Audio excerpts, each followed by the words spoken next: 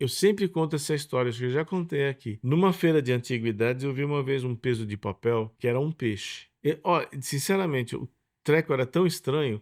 Eu não sei se aquele era um peixe ou um daqueles dragões chineses. Eu acho que era um peixe. A tentativa era dizer que aquilo. Não sei. Se eu que eu vi aquela coisa, até hoje eu não consegui tirar da cabeça. Até hoje eu me arrependo de não ter comprado. Ah, caro, tava um pouco caro. Mas olha, pegou meu olho aquilo. O troço era kitsch, era over, mas absolutamente carismático. E ele produzia uma experiência concreta. E como eu disse, eu até conceitualmente falo, é kitsch, né? Isso é um conceito. Mas era um kitsch que me agradou de tal forma que, assim, até hoje eu lamento não ter pego, viu? Vocês iam dar risada, viu? Eu ia por aqui no canal, todo mundo ia rir. Mas o troço era bonito, cara. Era belo, não sei, era belo. Era over, mas era belo.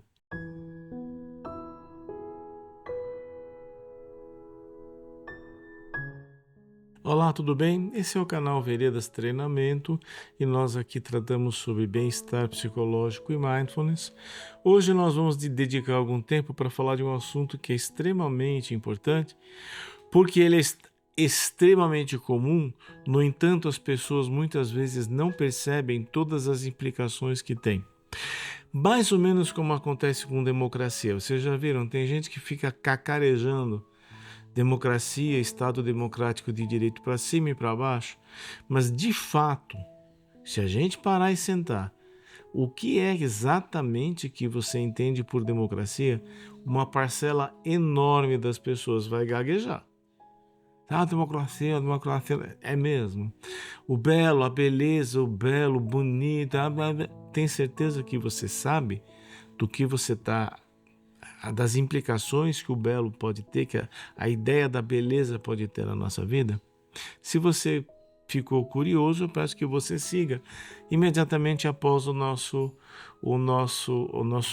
propagandinha. Vão aparecer no decorrer do vídeo, aparece uma chave Pix, um QR Code, que são duas formas pelas quais você pode fazer uma contribuição que tiver dentro daquilo que você sente vontade de contribuir, né? Sendo que para contribuições acima de R$ 80, você faz jus, você tem direito a receber o nosso e-book com estratégias para lidar, para manejar o estresse de minha autoria e que vai ser disponibilizado para aqueles que fizerem uma contribuição maior do que R$ 80, que aí essa contribuição já começa a cobrir os custos aí relacionados, tá? Outra coisa é que você pode também ajudar a alavancar o nosso trabalho dando os 3 Cs. Você pode curtir, você pode compartilhar e você pode comentar. Essas 3 coisas aumentam o alavancamento e a relevância da nossa plataforma. Eu fiquei sabendo, inclusive, por pessoas com canais aí mais amplos, que assim, às vezes até 40% das pessoas visualizam o vídeo e não fazem qualquer tipo de manifestação. Isto enfraquece o vídeo. Então, se você gosta do material, então vale a pena, nem que seja um like. Nos comentários ponha qualquer coisa, uma pergunta ou uma coisa mais profunda, mas manifeste-se para que com isso a gente possa ter o nosso trabalho fortalecido, tá bom? Bem, propagandas à parte, vamos então ao nosso assunto hoje. Hoje a gente vai falar um pouquinho sobre o belo no bem-estar e no mindfulness. Na certa, o belo, né? Então, belo tem tudo quanto... Eu me criei no Campo Belo, que é um bairro aqui de São Paulo. Tem até celebridades que usam o nome artístico Belo, né? Então, o que significa, o que é essa ideia? Por que eu estou falando o belo e não a beleza? Por quê? Porque, na verdade, a beleza não existe. O que existe é o belo, a bela. A beleza é uma abstração. A gente não vai encontrar beleza pura. Não existe. É bobagem. De um ponto de vista conceito, pode ser poético, mas de um ponto de vista pragmático e para o ponto de vista dos nossos interesses aqui, diz muito pouco, né? Então, nós começaríamos dizendo o seguinte, que o bom, ele nasce lá atrás, lá nos primórdios da civilização e do pensamento humano. Nós vamos pegar com os gregos antigos. Veja, a questão do belo vai lá para trás. Se você for na planície de Giza e der uma olhada nas pirâmides lá, hoje você vai ver um bloco de pedras, na verdade, em ruínas. As pirâmides são ruínas de pirâmides, não são pirâmides. A ideia daquilo era de ser belo, imponente, agradável aos olhos. Tanto que a terceira pirâmide, que eu acho que é Miquerinos é uma adaptação grega do nome. O nome dele era Murco, uma coisa assim, né? Kefren também era Cafra. Kelps era Khufu. Na verdade, era outra pronúncia. Isso aí foi uma gregalização, se você quiser, uma latinização, talvez, eventualmente. Mas o fato é que é o seguinte, a mais bonita teria sido Miquerinos, que nem a maior, que o acabamento dela era mais esmerado, as coisas que você encontrou, os objetos encontrados lá dentro, o próprio, não onde está a câmara mortuária de Miquerinos, havia uma múmia com um sarcófago que era belíssimo. Não era o sarcófago do Tutankhamon. Aquele lá é um sarcófago posterior. O dele era um sarcófago mais simples, mas era extremamente bonito. Você olha assim, as formas muito harmoniosas e tudo. E ele teve uma múmia que foi colocada no navio, porque, claro, não podia ficar no Cairo, né? Tinha que ficar em Londres ou em Paris, não é isso? É lá que tinha que ir, né? Então, aí indo no navio, os caras saíram pelo Estreito de Gibraltar, o navio naufragou no Oceano Atlântico. Então, a múmia de Miquerinos, se você quiser ver, você pode descer de escafandro, quem sabe você acha alguma coisa ainda que reste lá. Mas o fato é que o belo tinha um impacto muito grande, inclusive político, né? Nós temos hoje em dia, para a gente ver como o belo bate junto com o estético, bate junto com o ético. O que você fala pro seu filho, para sua filha, quando ele faz uma coisa? Isso aí tá feio, hein? Tinha um apresentador de televisão que ele fazia um quadro ali de você acertar perguntas. E os caras começaram a brigar. Não, porque não sei o quê, porque não sei o quê. O apresentador falou assim, ó, tá ficando feio. Tá ficando feio. Assim. Quer dizer, o estético, né, para expressar o ético. Então, mesmo no campo da ética, o belo, o elegante, a estética tem uma presença.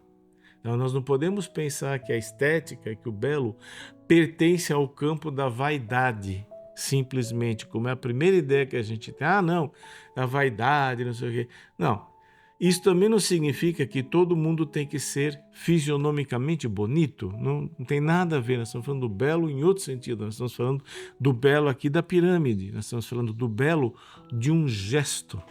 Um gesto pode ser belo, um gesto pode ser deselegante. Você pega, por exemplo, magistrados conversando entre si e que zombam da opinião que as pessoas vão formando de cada um, fazem piadinhas, é deselegante, mostra uma deterioração da envergadura ética daquelas pessoas que estão lá, né? Então, o que acontece? A gente vê a origem do belo, a gente vai para estética.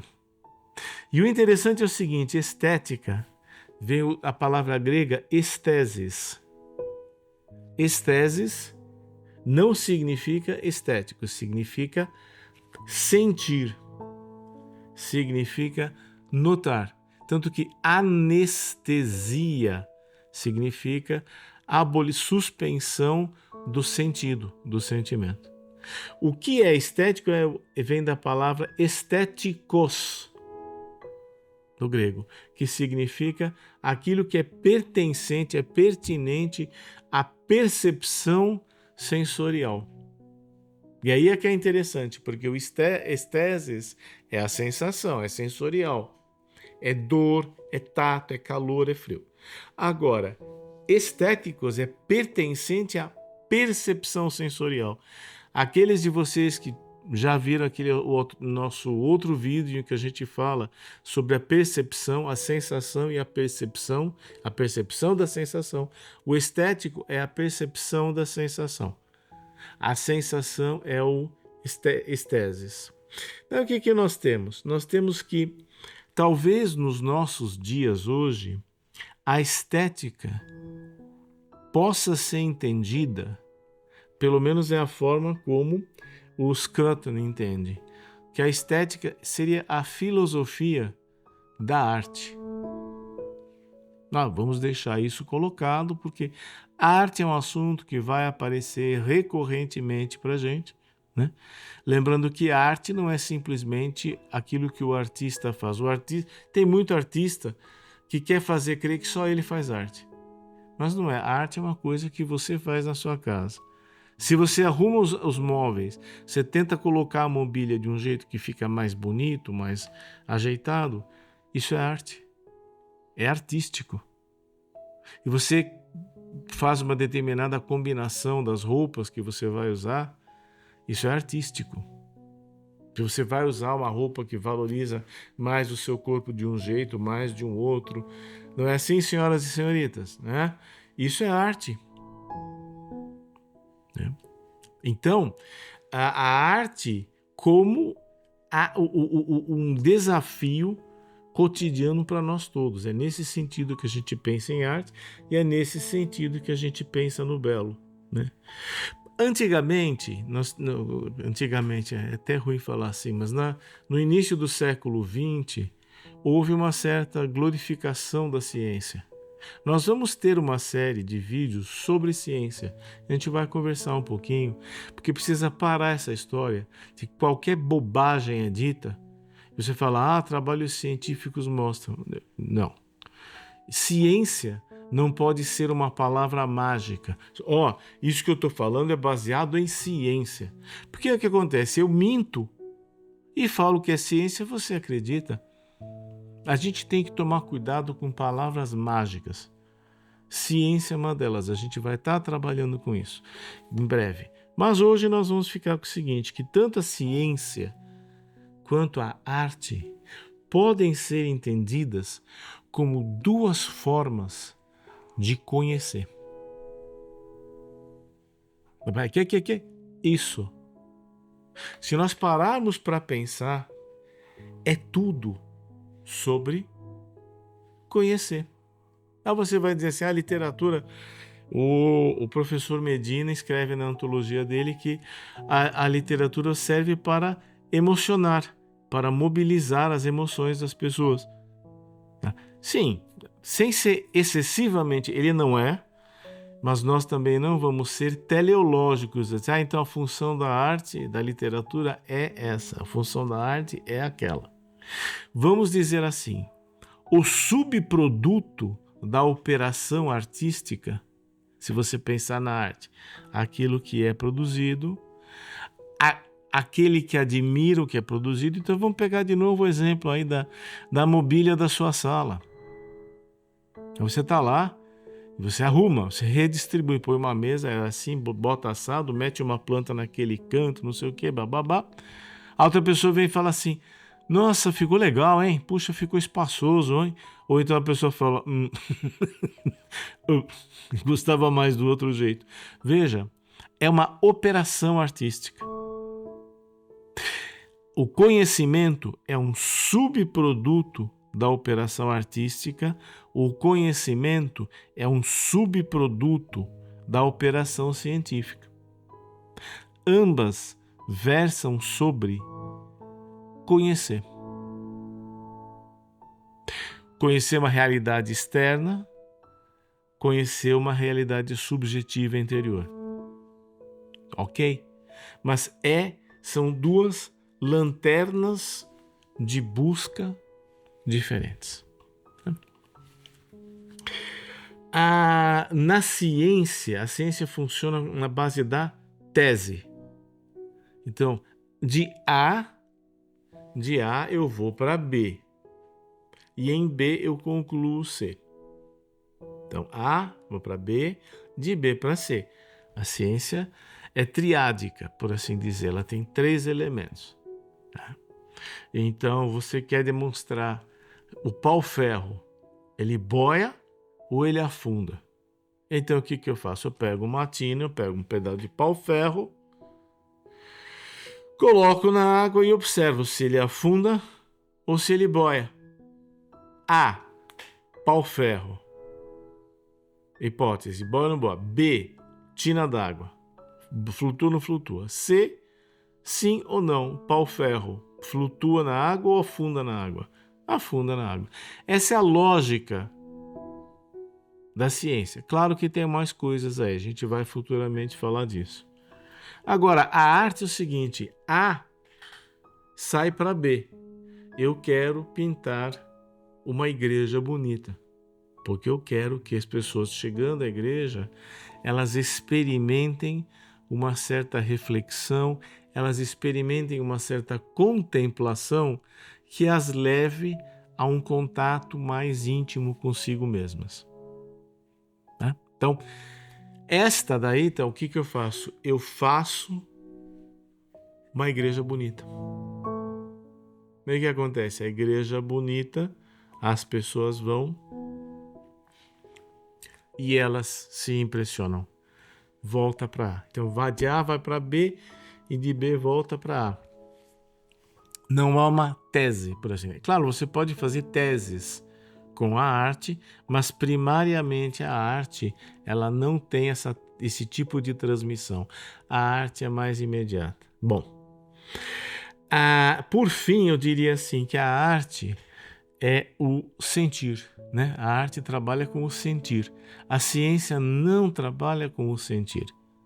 Até o inverso, a ciência procura se afastar da ideia do sentir.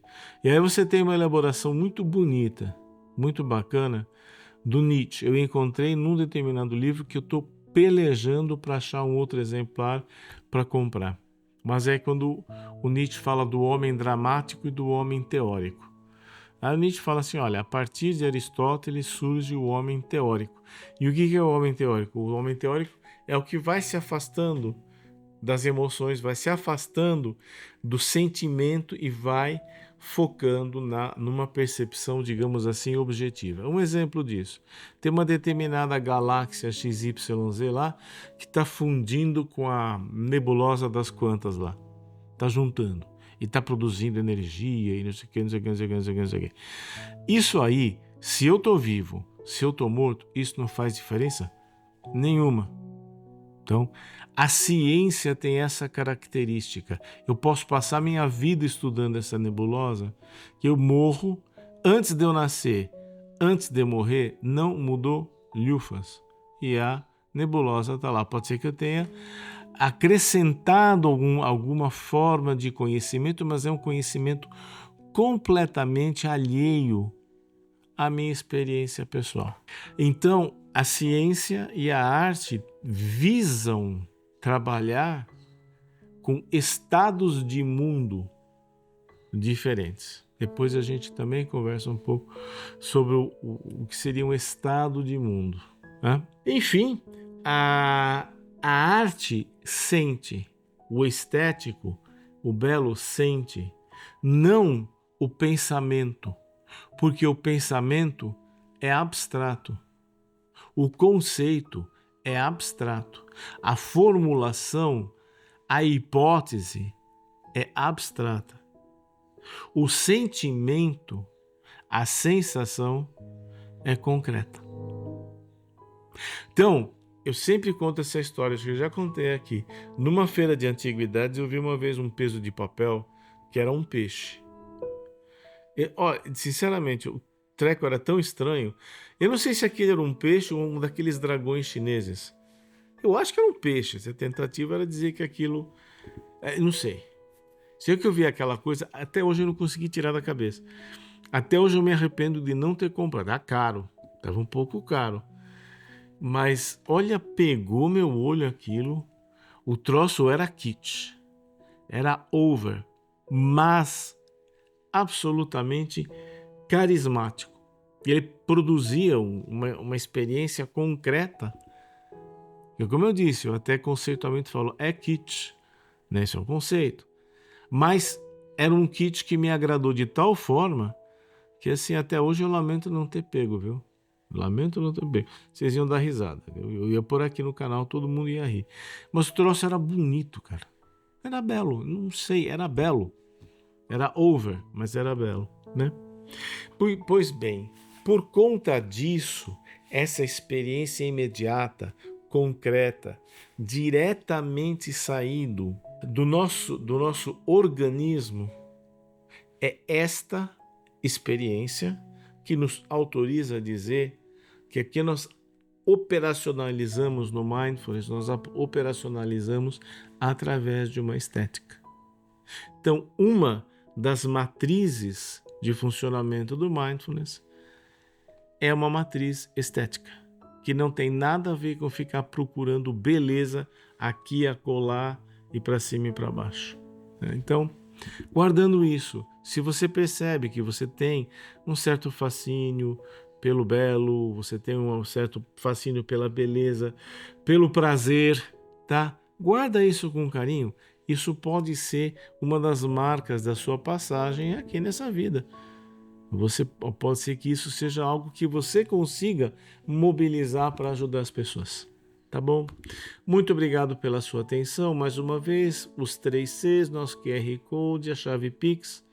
E até a próxima, então. Um forte abraço. Nós vamos voltar falando um pouco agora sobre o verdadeiro. A gente falou do belo, a gente fala do primo irmão do belo, que é o verdadeiro. Tchau, forte abraço.